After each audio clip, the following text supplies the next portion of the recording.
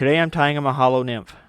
The Maholo Nymph is a popular pyramid lake pattern whose name reflects the material that makes this fly pop.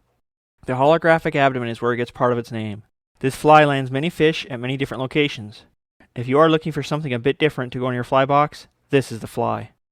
Feed your vice! My name is Lance, and today I'm tying a Maholo Nymph. To tie a Maholo Nymph, I'll feed a size 12 TMC 3761 that has a 1/8 inch bead on it to my vise. Once the hook is secured into the jaws of my vise, I'll wrap about 10 wraps of .020 lead wire around the shank and then break the lead wire tags from the shank with my fingers.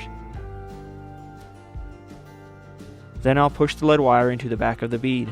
Next, I'll start a bobbin of black UTC 70 behind the lead wire. When a few wraps of thread have been wrapped over itself, I'll take my scissors and cut the tag from the fly and continue wrapping the thread around the shank until it reaches the bend of the hook. This creates a thread underbody for the Maholo Nymph. Now I'll pull about a dozen pheasant tail fibers from a feather and then measure them to half a shank long. After placing the pheasant tail fibers against the shank at the measured point and so that the tips hang over the back of the fly, using a pinch wrap, I'll secure the fibers to the hook and continue wrapping thread around the shank until the fibers have been covered with thread to just behind the lead wire on the fly. Then cut the butt ends of the pheasant tail fibers. At this point of tying the Maholo Nymph, I'll place the tip of a strand of brassy copper ultra wire against the lead wire on the shank and with thread secure it to the shank to the bend of the hook. Once the ribbing has been completely tied down, I'll wrap the thread up the shank to behind the bead and then begin building up the body of the fly with wraps of thread.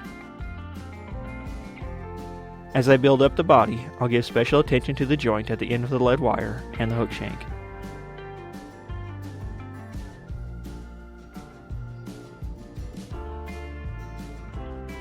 I want the body to taper from the top of the lead wire to the bend of the hook.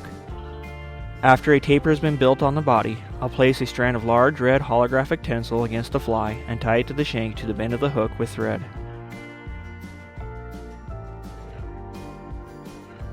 Then I'll wrap the thread back up the shank to just behind the bead, where I'll throw a half hitch of thread onto the hook just behind the bead.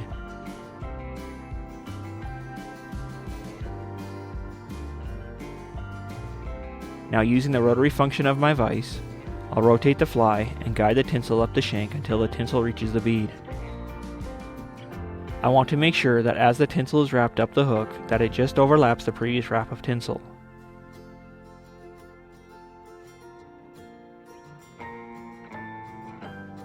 Once the tinsel has been wrapped to behind the bead, I'll stop rotating the vise and wrap a couple tight wraps of thread around it and the shank.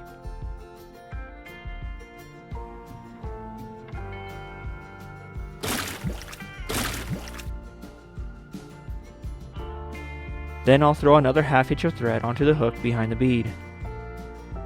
Once again, I'll rotate my vise as I guide the ultra wire up the shank with 8 or 9 evenly spaced wraps of wire.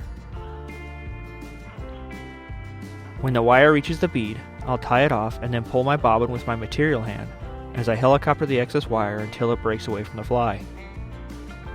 Now that the abdomen has been created, I'll wrap the thread to about 40% of the way down the shank from the eye of the hook, where I'll tie a strand of large Mirage Opal tinsel to the top of the fly by placing it over the fly and wrapping a couple light wraps of thread around it as I pull it from the back of the fly.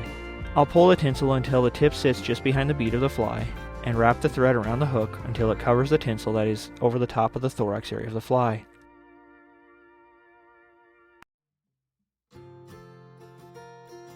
When I am done, the thread should be sitting behind the bead. Now I'll twist a clump of pheasant tail ice dub to the thread until I have created a nice dubbing noodle, and then I'll wrap the noodle around the shank until a robust thorax has been created. When the thorax is finished, my thread should be hanging from the shank behind the bead, where I'll pull the tinsel over the top of the fly so that it is centered along the top of the shank. And using the fingernail of my material hand, I'll pin the tinsel to the fly just behind the bead. Then, using tight wraps, I'll wrap my thread around the tinsel and hook to secure it in place.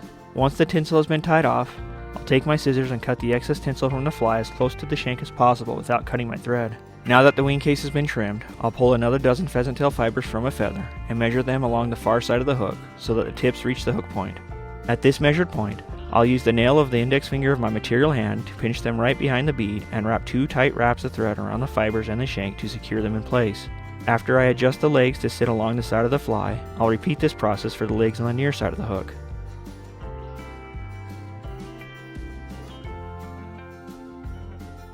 Now that both sets of legs have been tied to the fly, I'll cut both sets of butt ends of the legs from the fly one set at a time.